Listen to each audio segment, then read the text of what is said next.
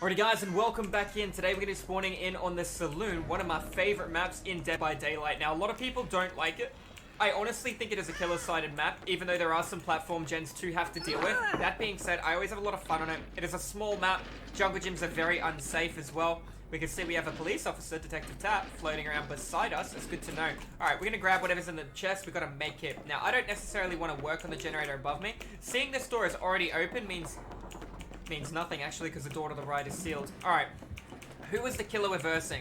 I saw something underneath me then. I don't know if it was a tumbleweed. It was a tumbleweed. We've got a Frosty Eyes clown across the map. Now, a lot of people think Frosty Eyes means no-ed. You're generally right. Alright, what do we know? We've got an injured teammate and he's running through a jungle gym for the first time. The clown will be chasing him. It's a little bit behind, but keeping in mind the clown has 115% movement speed. He gets no penalty after the rework from throwing a bottle as well. Looks like Dwight is trying to make a hiding play here. Clown is going to be able to see him. There's your bottle effect. Now, Dwight will scream if he moves through that pink smoke. That being said, I could run in for a presidential save on Dwight. It looks like he is A-OK. If Dwight wants to come all the way around again and run towards me, I will drop down with balance landing and it will take a hit for him. But it looks like Dwight has rotated when the killer opened one of the doors. That being said, now that the killer's done that, he's reset Bloodlust. Dwight has got far enough away from the killer, waiting in a spot where he can watch in third person. Now, I am watching from a very safe height. Let's see what Dwight decides to do. He's probably going to try and loop this jungle gym yet again to the right. If he comes over here, we will take the hit for him if that is required. Looks like Dwight's going to go through the door the killer opened and take distancing between the killer. I'm going to balance landing down right here. Looks like he's opening the door. I'm going to go right across towards my teammate. I am exhausted. Does help us a little bit. He's got chlorophobia. Therefore, I am going to be healing at a slower rate with a teammate. We've got 2 generators done. Frosty Eyes Clown is coming through. I'm so sorry, beautiful. Alright, we're going to go around to the right. I'm under the effect. He does not have exhaustion add-ons, or the love heart on the left-hand side would have reset. I'm going to another platform gen. People could argue that I'm doing only the safe gens here. And don't get me wrong, I am doing gens in an area where I do have a field of view advantage. What do we know about Dwight? He currently has Iron Will. We currently have the clown. He's not coming in. That's fine. Gonna work on the generator. That was a smart call from Dwight based on the fact that the killer does have chlorophobia. There goes the God palette as well, unfortunately. I could have been there and taken the hit for him if I was a little quicker, but unfortunately I was not. He should be able to hear the Jenny from where he is right now, but he's got too much vision focused on my teammate. Could run in and try and take the hit. I'd rather apply pressure with Dwight. We have one other teammate who's Maya and on full health. He's going to be working most likely on a gen where I'm shaking my camera to the right-hand side. Clown is upstairs with Dwight. Not Dwight, sorry, with Detective Tap. Detective Tap can loop out through the front because he did see the pallet, and that is exactly what he's going to do. He's going to go for a long loop all the way around the side. Remember, Dwight is currently injured, so I need to be smart with my movement here to take the hit for him. Didn't see the scratch marks leading around, which is going to hurt. Dwight actually wanting one of those heals right now. Once he gets the generator a little bit closer, he doesn't want the clown to know and come up here and punish us. However, chlorophobia is going to be a bit of a penalty here. I'm going to come in with a balanced landing play. I am surprised he wants to sit right there. If he decided to run, I would have been able to make a play and help him out there. He got a little stuck then, and it's going to hurt him.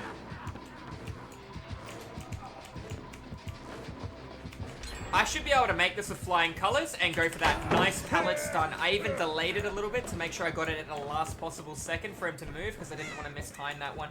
Generator with Dwight has been done upstairs. Generator down here to the right was also completed. Therefore, I should have a gen in front of me, a gen in the back right-hand corner. Somewhere along here, there will be a little bit of action for me to do, and it was actually up the staircase, which is good. I got balanced landing if I need to utilize it, but it is currently on cooldown too.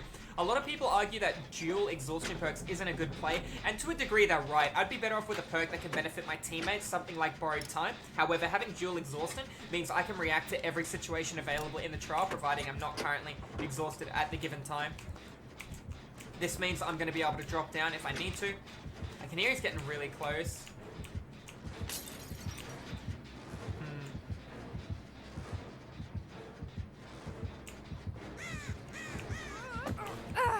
Let's see what he does with that. He never actually saw me, and it looks like he did drop down. He is following me a little bit. Gonna let him see me for a second. I'm gonna play window. Let's see what he does. Going around. Guess what I'm doing again? Interesting play by you. I'll take sidestepping and move away from him, resetting his bloodlust. I do have access to the God window if I need to. That's gonna be adrenaline, so instead of stopping and lining up the window, I'm gonna go right through the map. I'm going to try and reset, lose him, and apply pressure elsewhere, or get to a different door. Now, these bushes are incredibly good. You can literally just drop and look down, and you're very difficult to see in some of them, like this one right here. However, I am wearing bright colors, like my hair. so I can be seen by the killer. There's also a really powerful bush around here to the right-hand side. I want to show you guys in case you are running from the killer in this situation. You can make it work providing you've left or somebody's left scratch marks in front of you.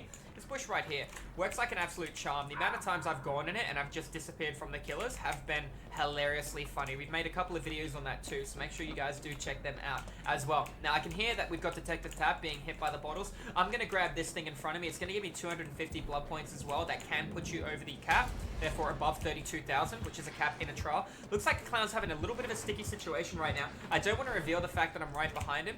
See Detective Tap going to the right-hand side. What do I know? I'm halfway through my exhaustion, therefore in 20 seconds time I am going to be able to dead hard him if I'm injured. I got nothing over here that's going to allow me to use balanced landing, so it will be a dead hard play, hopefully provided he does not have access to Noah. Now, he does have the frosty eyes. I didn't think he was moving too fast then too. Got another teammate, the Dwight, coming back in over here to the right hand side. 3 pistons on the door. Door's going to get prepped to 99. We're going to animation cancel the chest by hitting Shift W left click. Looks like the door was not 99 from Tap. We still have a missing teammate.